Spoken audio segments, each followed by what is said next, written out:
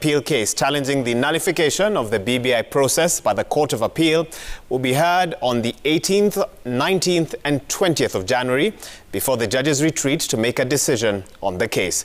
Now, the Supreme Court bench led by Chief Justice Martha Koome, however, dismissed an application by an activist seeking to have 3 judges, Njoki Ndongo, Smoking Wanjala and Mohamed Ibrahim, recuse themselves over claims of bias.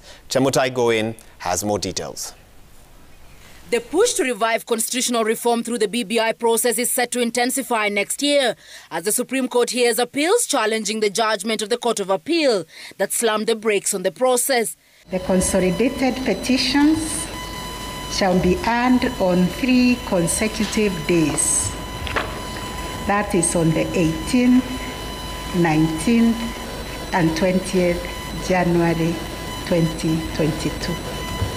The judges narrowed down to 7 the contentious issues they will be seeking to determine: whether the basic structure doctrine is applicable in Kenya and the extent of its application, and whether sections of the Constitution are non-amendable, whether the President can initiate amendments to the Constitution or can it only be done through Parliament or popular initiative, whether the second schedule of the Constitution of Kenya Amendment Bill 2020 was unconstitutional, whether civil proceedings can be instituted against the President, the place of public participation vis-a-vis the role of IEBC in ensuring its facilitation, the interpretation of Article 88 and 250 of the Constitution on composition and quorum of the IEBC, and the issue of framing the referendum question. The appeal before us is complex.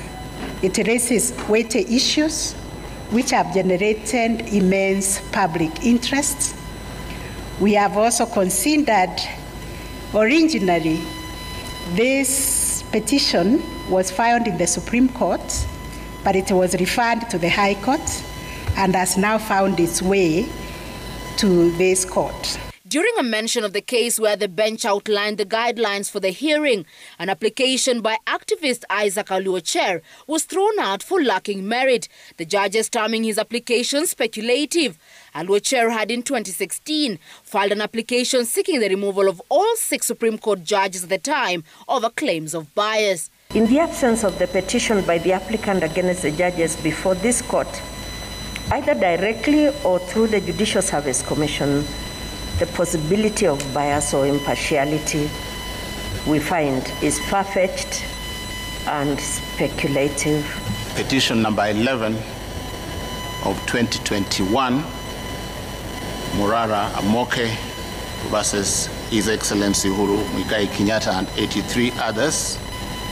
Petition number 12 of 2021, the Attorney General versus David Ndei and 73 others. And petition number 13 of 2021, IEBC versus David Ndei and 81 others are hereby consolidated. The Party of National Unity's bid to be admitted as amicus curiae was dismissed. The applicant has not met the threshold for admission as an interested party, as it has failed to establish a personal interest or stake that is proximate enough to occasion any prejudice to it if not enjoined in these proceedings.